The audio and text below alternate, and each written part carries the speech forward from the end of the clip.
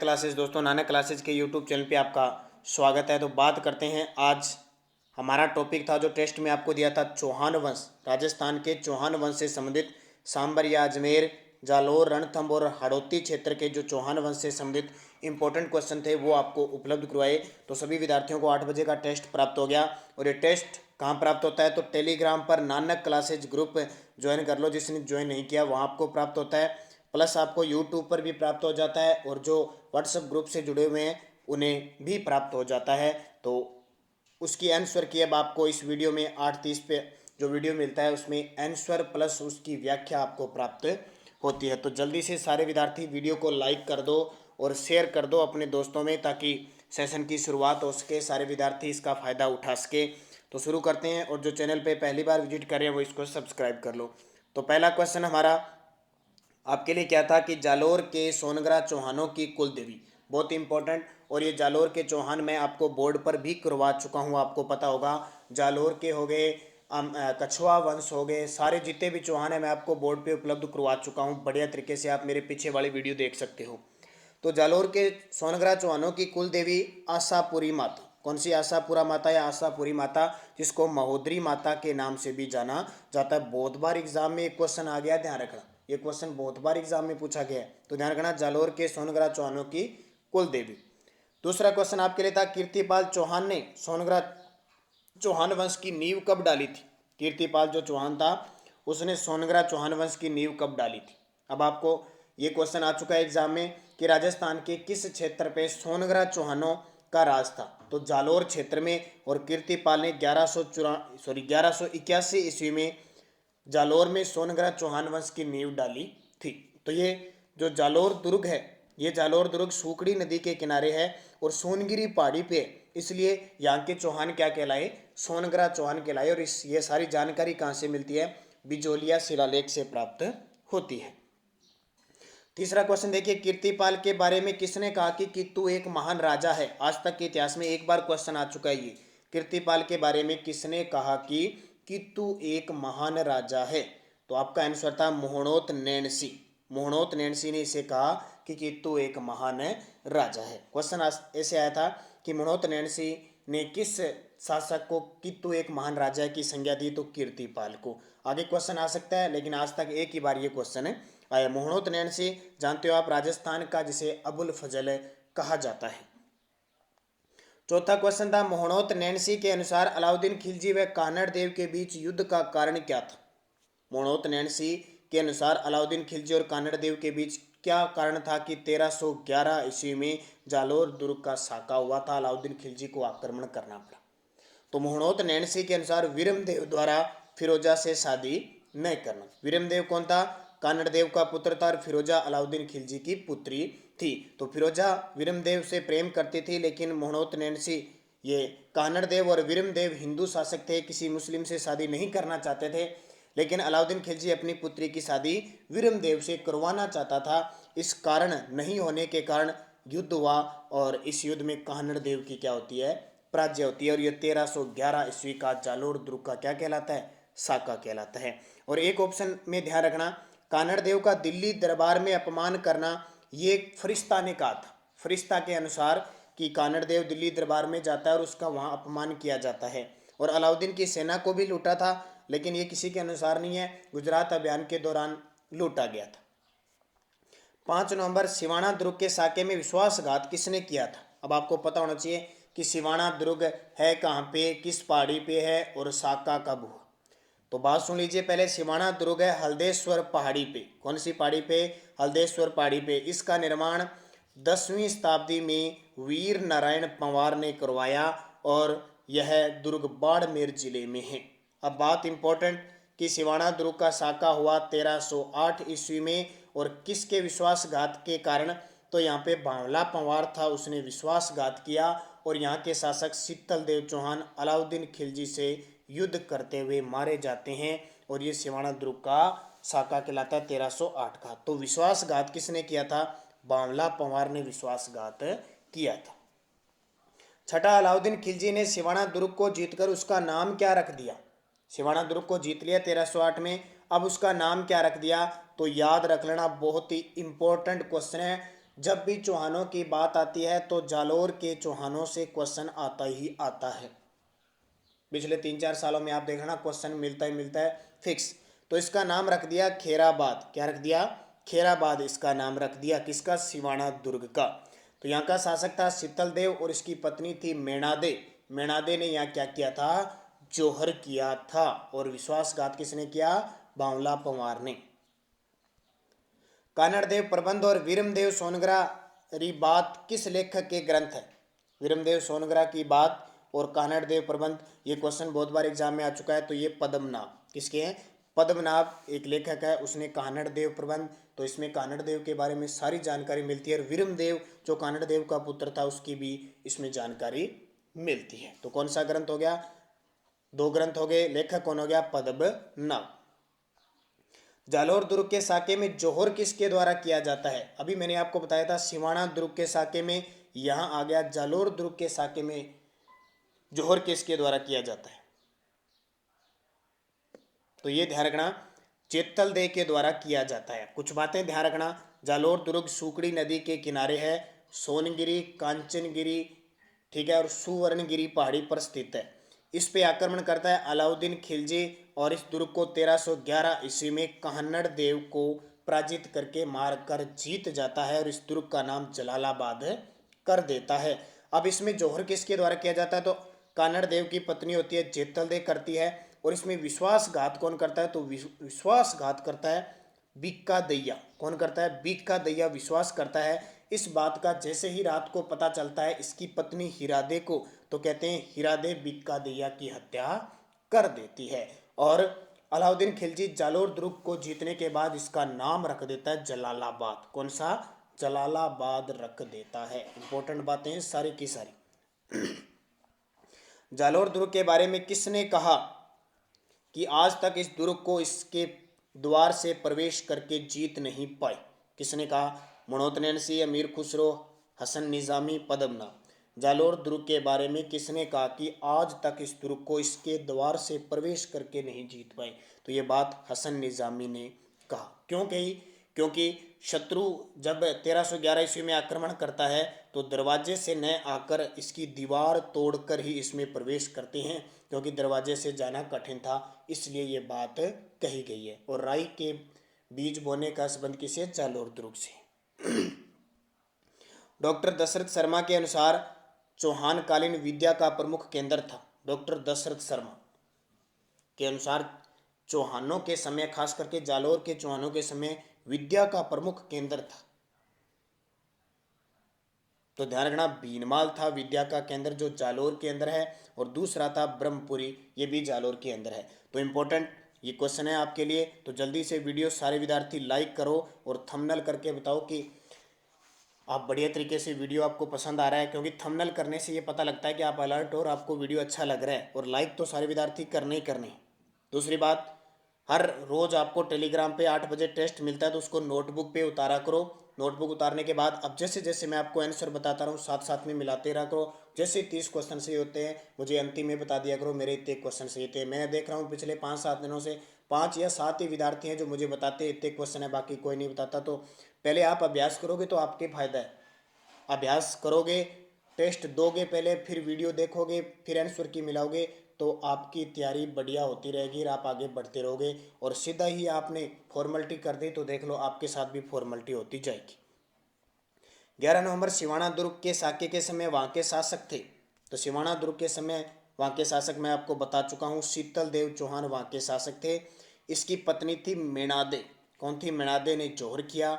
और ये साका हुआ कब? 1308 ईस्वी में। आक्रमण किसने किया? अलाउद्दीन खिलजी ने। अब बातें आपको इंपॉर्टेंट ये ध्यान रखनी है, साका होता क्या है? जब राजा सैनिक देख लेते हैं कि हम बचने की कोई उम्मीद नहीं है या शत्रु अटैक कर चुका है, तो केसरिया बाना धारण करके आक्रमण करते हैं, मरने मिटने की सौगंध खाके, और लड़ते हुए वीर गति को प्राप्त हो जाते हैं। और इस बात का पता राजपूत स्त्रियों को लगता था, तो वे जल में या अग्नि में प्रवेश करके जौहर करते थे। जब ये दोनों एक साथ होते थे तो वो कहलाता था साका। 12 नंबर, राजस्थान के दुर्गों पर अलाउद्दीन खिलजी द्वारा किए गए आक्रमण का सही क्रम। ये क्वेश्चन बहुत ही इम्पोर्टेंट है और ये जो सुल्तान था ये राजस्थान के लिए बहुत इम्पोर्टेंट है। हिस्ट्री की बात और अलाउद्दीन खिलजी से क्वेश्चन आए ऐसा नहीं होगा कभी, ध्यान रखना। अलाउद्दीन खिलजी पूछे आपको राजस्थान में इस्लाम धर्म का प्रसार करने वाला शासक कौन सा है, सर्वाधिक इस्लाम धर्म का प्रसार करने वाला, तो अलाउद्दीन खिलजी आएगा। अब ये क्वेश्चन बहुत बार आ चुका है, कर्म बताना है आपको। तो अगर आपको सन पता है साकों के दुर्गों के तो आप क्वेश्चन सही कर सकते हो। सबसे पहले 1301 में रणथंबोर दुर्ग का साका हुआ था, तो रणथंबोर यहाँ 2 में आ गया। फिर हुआ था चित्तौड़गढ़ दुर्ग का साका 1303 में, तो चित्तौड़गढ़ यहाँ आ गया। इसका मतलब ये कट गया, ये वैसे ही कट गया और ये वैसे ही कट गया। 1303 उसके बाद में आता है सिवाना दुर्ग का साका 1308 में, ये आ गया। और फिर आता है जालोर दुर्ग का साका 1311 में, तो ऑप्शन सही हो जाएगा।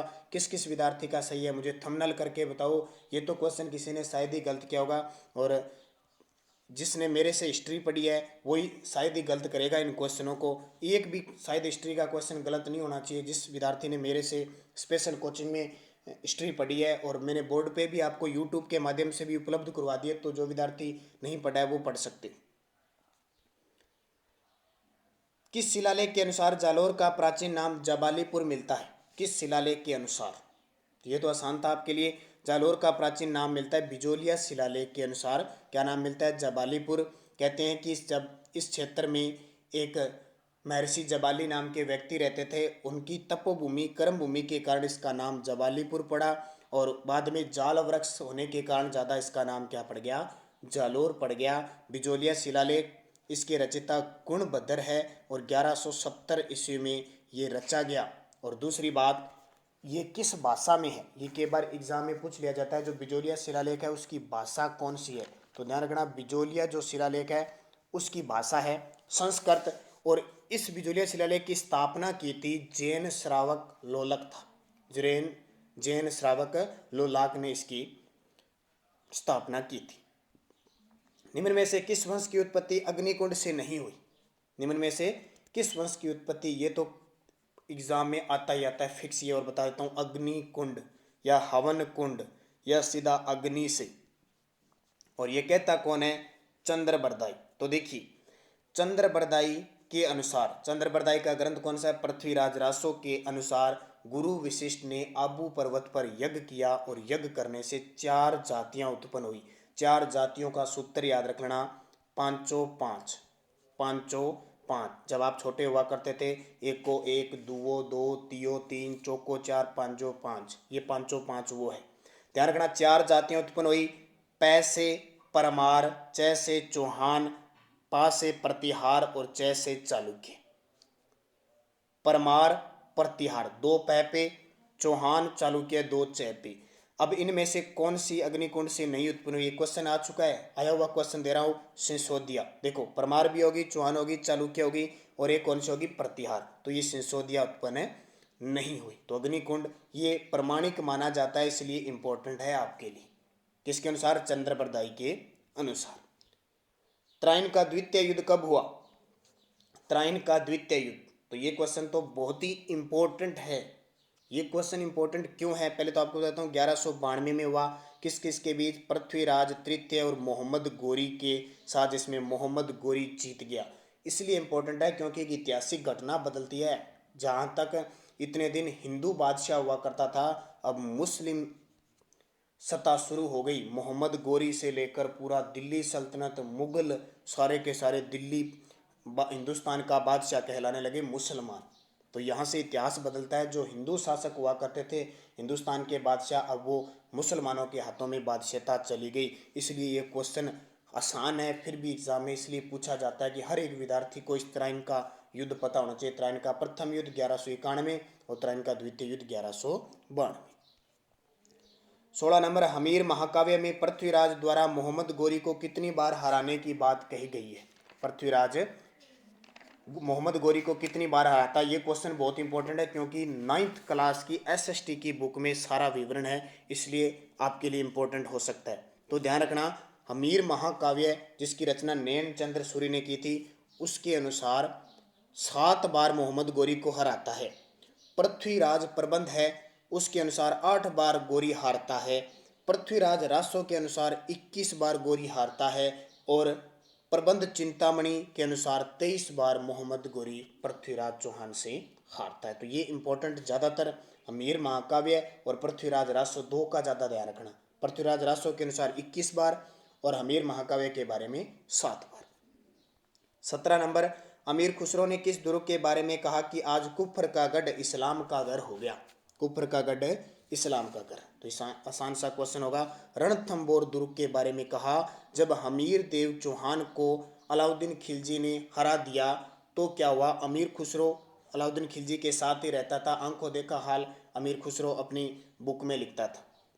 तो इसने जब अलाउद्दीन खिलजी ने रणथंबोर दुर्ग पर अधिकार कर लिया तो इसने कहा कि जो हिंदू विरोधी था और हिंदुओं का जो गढ़ था आज वो मुसलमानों का इस्लाम का गढ़ हो गया। ये बात किस दुर्ग के लिए कहते हैं? रणथंबोर दुर्ग के लिए। और अबुल फजल रणथंबोर दुर्ग के बारे में क्या कहता है कि राजस्थान के बाकी सब दुर्ग नंगे हैं जबकि ये बख्तरबंद है। ध्यान रखना, इंपॉर्टेंट है। रणथंबोर दुर्ग का साका हुआ कब? क्योंकि चौहान वंश से संबंधित आज टॉपिक था सारा, तो इसलिए इंपॉर्टेंट।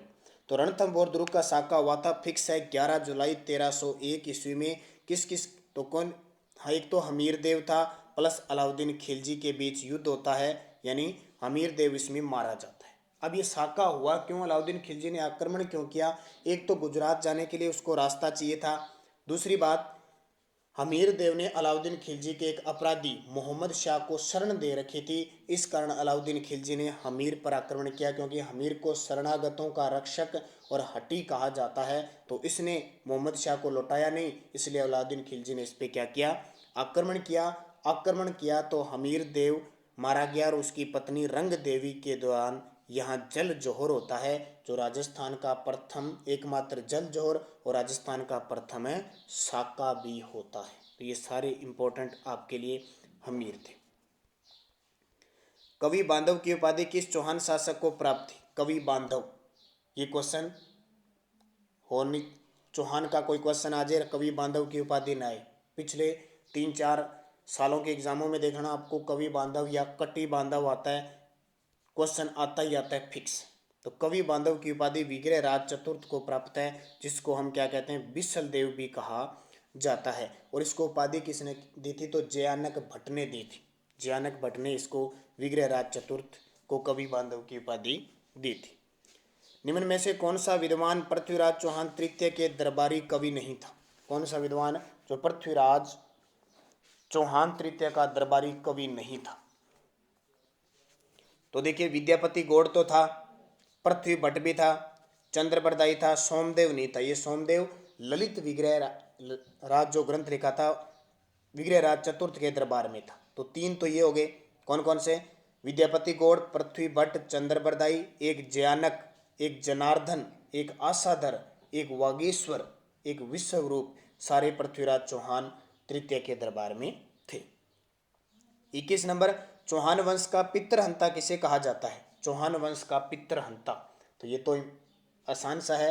तो चौहान वंश का पितृहंता जगदेव को कहा जाता है। इस जगदेव ने अपने पिता अर्णोराज की हत्या की थी। किसकी? अर्णोराज की हत्या इस जगदेव ने की थी। अब मुझे जल्दी से कमेंट करके बता दो, मेवाड़ का पितृहंता किसे कहा जाता है? मेवाड़ का पितृहंता, जल्दी से कमेंट करके बताओ। मेवाड़, आपको मैं क्वेश्चन पहले दे चुका हूँ और बहुत बार बता चुका हूँ। 22 नंबर, बूंदी का तारागढ़ दुर्ग जिसे तिलिस्मी किला कहा जाता है का निर्माण किसने करवाया? बूंदी का जो तारागढ़ दुर्ग है जिसे तिलिस्मी किला कहा जाता है, इसका निर्माण किसने करवाया? बहुत इंपॉर्टेंट है। तो हड़ौती के चौहान भी आपको दिए गए थे। तो इसका निर्माण करवाया था बरसिंह हाड़ा ने। किसने? बरसिंह हाड़ा ने। और इसे किस नाम से जाना जाता है? तिलिस्मी किला। और एक व्यक्ति इतिहासकार था रुडयार्ड किपलिंग। रुडयार्ड किपलिंग ने कहा कि यह दुर्ग मानव ने नहीं बल्कि प्रेतों द्वारा बनाया गया है। कौन सा किला? बूंदी का तारागढ़। एक तारागढ़ और किला कहाँ पे है? मुझे जल्दी से कमेंट करके बता दो तारागढ़। तो पहले वाला क्वेश्चन क्या था कि मेवाड़ का पितृहंता किसे कहते हैं? तो मेवाड़ का पितृहंता उद्धा को कहते हैं जिसने कुंभा की हत्या की थी। मारवाड़ का पितृहंता कहते हैं मालदेव को जिसने राव गांगा की हत्या की थी। और मारवाड़ का दूसरा पितृहंता कहा जाता है जो जिसने अजीत सिंह की हत्या की थी, अभय सिंह का भाई था बख्त सिंह, उसे कहा जाता है। तो रुडयार्ड किपलिंग ने तारागढ़ दुर्ग के बारे में कहा कि यह दुर्ग मानव नहीं बल्कि प्रेतों द्वारा बनाया गया है। अब जल्दी से बता दो, एक तो तारागढ़ बूंदी में हो गया, दूसरा तारागढ़ कहाँ है, जल्दी से बताइए कमेंट कर। 23 नंबर क्वेश्चन देखो, बूंदी से अलग कर कोटा को स्वतंत्र रियासत किस मुगल बादशाह ने बनाई थी? बूंदी से अलग करके कोटा को स्वतंत्र रियासत, तो उस समय मुगल बादशाह कौन था? तो उस समय मुगल बादशाह था शाहजहां, और 1631 ईस्वी में कब शाहजहां ने कोटा को बूंदी से अलग राज्य बना दिया, और उसका पहला स्वतंत्र शासक बना माधो सिंह। कौन बना? माधो सिंह। तो ध्यान रखना, इंपॉर्टेंट है आपके लिए क्वेश्चन। तारागढ़ दुर्ग कहाँ पे है? तो तारागढ़ दुर्ग अजमेर के अंदर। हमीर हट के रचयिता चंद्रशेखर बूंदी के किस शासक के दरबारी कवि थे? नाम सुना है आपने हमीर हट ग्रंथ, और उसके रचयिता भी बहुत चंद्रशेखर सुना है, लेकिन वो बूंदी के किस शासक के दरबारी कवि थे? तो ध्यान रखना, सुरजन सिंह शासक थे बूंदी के, उनके दरबारी कवि थे। इस चंद्रशेखर ने 2 ग्रंथ लिखे, एक तो हमीर हट और एक सुरजन चरित्र। अब नाम से याद रख लेना आज के बाद, सुरजन चरित्र। सुरजन सिंह बूंदी का शासक था, जो अपनी दानशीलता के लिए प्रसिद्ध था। किसके लिए? दानशीलता के लिए प्रसिद्ध था। इंपॉर्टेंट है आपके लिए बहुत ही। और 25 नंबर, हड़ौती के ताजमहल अबली मिनी महल का निर्माण किसने करवाया? नाम सुनते हो, हड़ौती का ताजमहल और राजस्थान का दूसरा ताजमहल भी कहते हैं अबली मिनी को।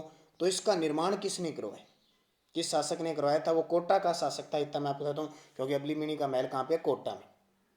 तो इसका जो निर्माण करवाया था राव मुकुंद सिंह ने करवाया था, जो 1648 से 1658 तक राज्य करते। इनकी एक प्रेमिका थी अबली मिनी, उनके नाम पर दर्रा अभयारण्य में इन्होंने इसका निर्माण करवाया था। तो इम्पोर्टेंट है आपके लिए।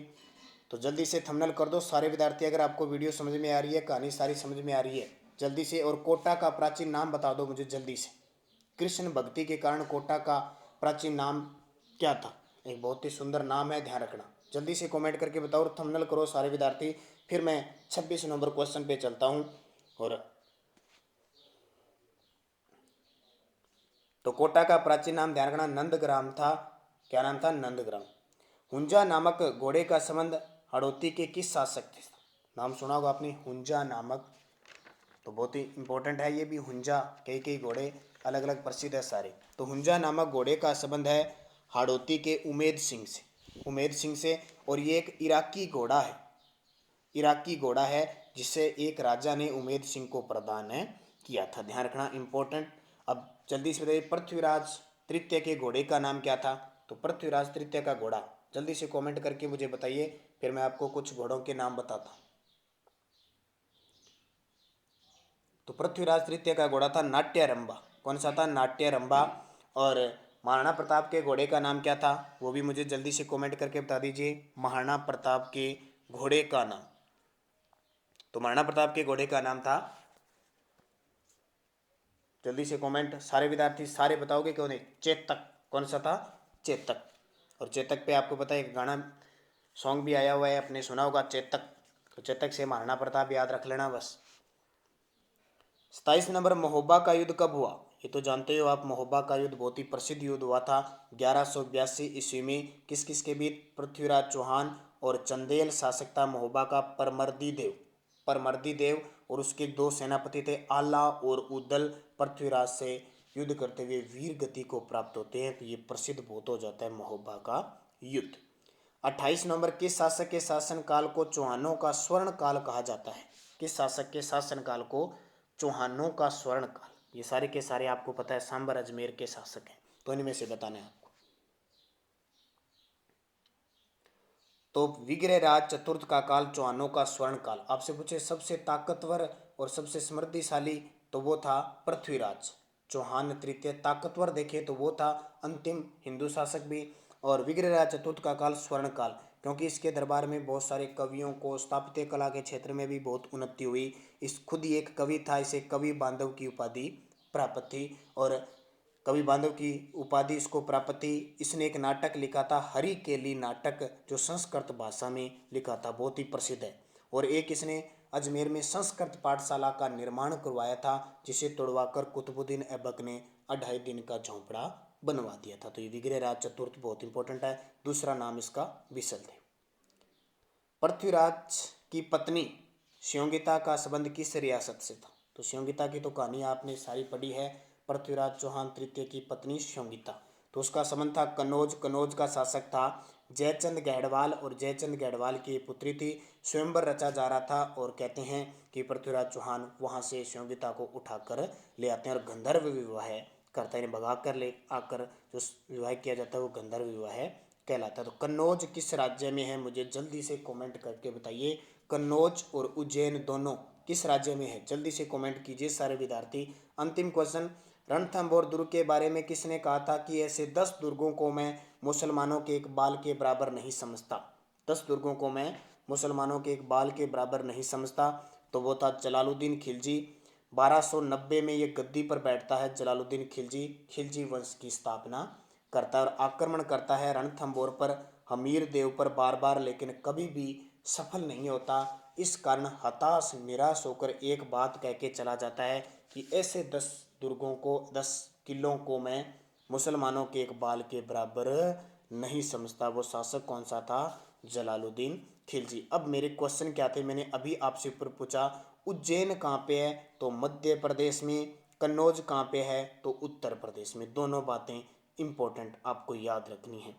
तो दोस्तों ये 30 क्वेश्चन थे, कितने सही होते हैं मुझे ज़रूर बताओगे। इससे पहले कल का टॉपिक सुन लो। कल का टॉपिक 5 मई को 1857 की क्रांति, किसान व जनजाति आंदोलन। बहुत ही इम्पोर्टेंट टॉपिक है दोनों की दोनों, और 100% जब भी राजस्थान हिस्ट्री की बात आती है क्वेश्चन आता है। तो बढ़िया तरीके से आप पूरा पढ़ोगे, फिर मैं आपको 30 क्वेश्चन अच्छे से क्वेश्चन दूंगा और उनकी व्याख्या आपको बताऊंगा।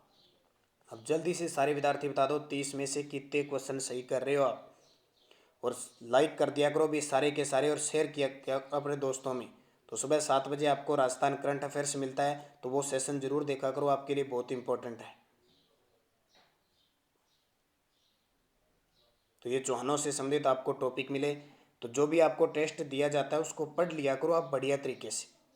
पढ़ोगे फिर ही आप टेस्ट में रुचि ले पाओगे और आपके क्वेश्चन सही होंगे और वीडियो को अच्छे तरीके से समझ पाओगे। तो पूरा दिन आपके पास होता है, आप जरूर पढ़ा करो। थोड़ा सा बता देता हूँ, आपको पता है बूंदी का प्राचीन नाम क्या था? वृंदावती। बूंदी का प्राचीन नाम क्या था? वृंदावती। और फर्रुखाबाद आपको पता है बूंदी का नाम मुगल बादशाह था फर्रुख शेर, उसने रखा था। तो ये थे मोस्ट इम्पोर्टेंट चौहान वंश से संबंधित, और बोर्ड पे भी मैं आपको ये पूरे टॉपिक करवा चुका हूँ। कोई भी संपर्क आप करना है तो नानक क्लासेज टेलीग्राम ग्रुप पे आप ज्वाइन कर लीजिए, वहाँ आपको PDF, नोटिफिकेशन, टेस्ट का शेड्यूल सब कुछ मिल जाएगा। धन्यवाद। जय हिंद, जय भारत।